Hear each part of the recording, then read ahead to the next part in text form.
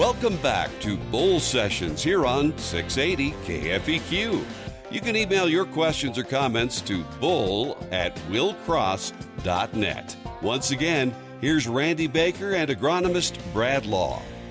Okay, we are back. Thank you for staying with us. Well, after that awesome list, they would have to stay with us. Oh, my. Your head's swelling a little bit, Bradley. Nope. These headphones still fit, so I'm pretty sure it's not swelling. Your nose is growing as well. So I'm not Pinocchio. Yeah, I think so. He told whoppers like you do. Yeah. You know what's not a whopper? You know what? Our bean of the week is not a whopper. No. It is an awesome bean, though. Bean planting is getting ready to happen. Yes. It's getting ready to happen. So, you've been doing this every week, the bean of the week, and all of them are good beans. So, which one? I didn't see which one you got this week. This one is kind of a favorite of a lot of people. Mm-hmm. It is a Liberty Link soybean. Oh, yeah. It has a 3.7 maturity. It is the WX1137NL. Home run. It's a big one.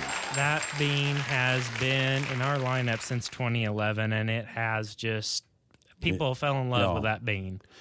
It's been very steady producer, and 2012, it was probably the best bean we had back in the drought year. Yep. Well, just for example, like last year at my plot, it was number 2 by like a few tenths of a bushel. Mm-hmm. And the year before, in 2015, when we planted them late, it was the number 1 bean in the plot. Mm-hmm. It is a gray bean, Miles. Do you know the difference between a gray bean and that other T word that I won't say?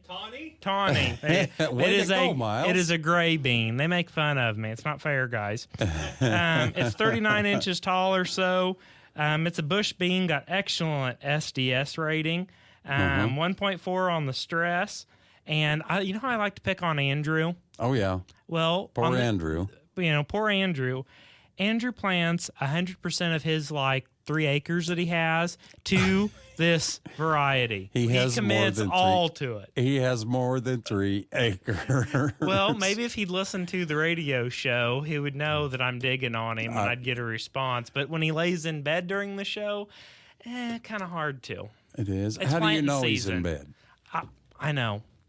I text him at 5 o'clock this morning. I think he listens, but he don't want you to get the big hit. Well, maybe he listens on YouTube because he doesn't get up early enough, so he goes back and listens on the YouTube. Poor Andrew. But no, our 1137, we got plenty of them. I think we got them in paper bags. We got them in mini bulks. Yeah. We can dump them straight into seed tenders up at the seed house or over there at Chillicothe. Mm-hmm. We got the conveyors and whatnot. We can treat them with assortment of stuff. And just a all-around good bean that's worked in the bottoms, worked in the hills. And it's been tried and tested for years. True. We've had it a long time. It's very good. Very good.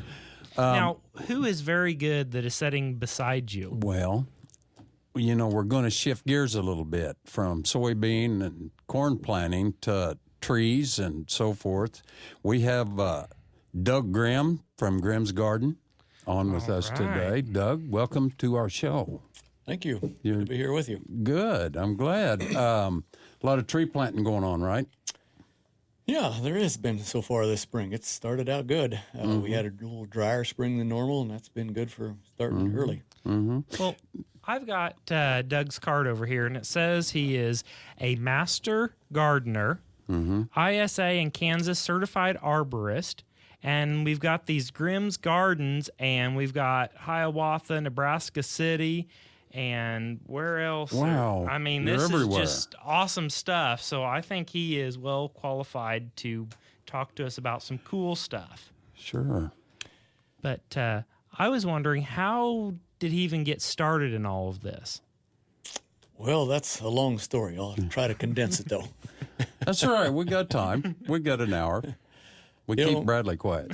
My wife and I were married in 1976, and about a dozen years later, we had a few sons, and we wondered what we could do to help them stay on the farm and not just be regular farmers. I didn't have any desires to become a huge, giant corporate farmer, and so K-State did a survey on us to see what else we could do in our area, and we mentioned a little bit about growing flowers and trees and kind of a retail garden center thing, and they said, well, that's one thing that for sure won't work. You just don't have enough demographics in your area to do that. Really? Well, I'm not too sure they were so far off, really, but years later, things look a little different than we would have thought they would have. So we started out raising hydroponic tomatoes.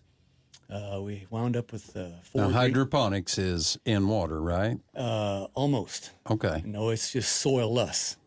Mm-hmm. In other words, they weren't in the ground. They were in the greenhouses, in grow bags, and artificial growing medium, and watered and fertilized, and everything they needed was just given to them.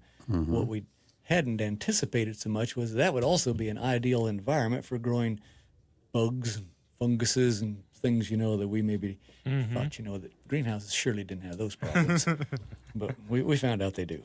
So anyhow, that's the way it started out. And then a few years later, I read an article about a farmer in Michigan that was growing. He was truly just a row crop corn soybean farmer, and as his family grew and expanded, he decided to branch into raising blueberries. And so I started a blueberry patch with very little information about what I was doing. I had a sister-in-law that was a very good gardener, and we were together as a family one evening, and I told her I was going to plant a 3-acre blueberry patch, and she says, "Oh, my land," she says, "you can't grow blueberries in Kansas. It just won't work." And I said, "Well, how do you know it won't work?" Well, she said, "I've tried it. I grew 4 one year, and they all died. A year later, I planted 6 more, and they all died.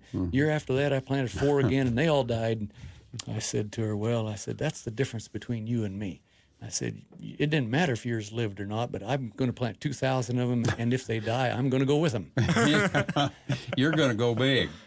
Go big or go home. You got to have the size to make that right. 1 cow, it doesn't work. You need more cows to make that work, right, banker? Well, the reality is, you got to dig into it and find out what it takes to make it work. Right. And blueberries are one of those crops, like there would be other crops similar, that you just got to put forth a little more effort, and it will work. Mm-hmm. So 23 years, 4 years later, whatever that is now, the blueberries are still there, and you can come pick your own blueberries at our farm. I was going to ask you, you pick them instead of, somebody else picks them. Right, yeah, it's a you-pick patch. We also have peaches and apples, and we've done about everything, goji berries, aronia berries, elderberries. Mm-hmm. We have in the past done strawberries. We don't have strawberries nor raspberries or blackberries anymore. We have done all of those in the past. Why did you not? Why'd you quit doing those? Some years I had a tremendous crop of strawberries and couldn't get enough pickers. Then some years I had lots of pickers and no strawberries. Really? And it was very inconsistent for me. I probably didn't put the effort into it that I should have. But there are very successful operations that have learned how to do it and do it well. But the blueberries work good. Yeah. Yeah, it's consistent every year. It's a challenge every year. Last night we just about thought I'd turn the water on so they wouldn't get froze because they're in bloom right now. A week ago I had it running also. We put straw bales out sometimes and smoke to try to increase keep the temperature from dropping so bad. Mm-hmm. But yeah, it's like anything. You kind of get out of it what you put in it. Well, yeah, I bet. Have you done like blackberries and gooseberries and all of those? We have, yeah. And a lot of things I tried to do for many years pesticide-free, and that doesn't work so well anymore with blueberries. There's a new pest out here called the two-spotted Drosophila, and so we're going to have to start using some pesticides, which we haven't done in the past. But they were devastating on the raspberries and blackberries also. Really? Yeah. That same pest? It is, same pest, yeah. So really? I haven't heard of that before. Have you, Bradley? No, I haven't heard of that one, and I'm glad I haven't, but... Well, it's here now. It's only been here a couple of years. It's moved up from the south. It's actually came across from, I'm not sure where, China maybe. I shouldn't blame the Chinese for everything. But I think so. Yeah. And so, yeah, it's that's in the fruit line of what we do. We also run retail garden centers and have a lot of varieties of annual flowers. My wife has done that for many years, and that became an outcrop of our tomato production when we had houses full of tomatoes. We used to do about 14 stores. We were in St. Joe here, as far east as Chillicothe and Macon, south to Topeka, to Marysville, Kansas, north to Nebraska City.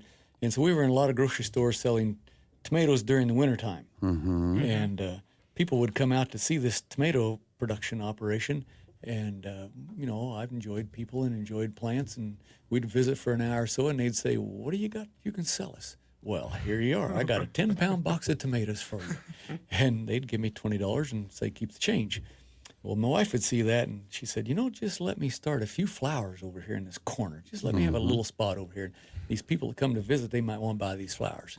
Yeah. And that's the way we got into flowers, and my wife took care of that and did that, and liked new and unusual and strange, and sometimes some of the old heirloom flowers, and so we've gotten to be, all our houses are full of flowers now, not, not tomatoes. That's a big deal, though, isn't it? It is, flowers, especially this time of year. I mean, every woman I know, that's all they talk about is the spring fever, everything, getting all those. My wife is, too. She's...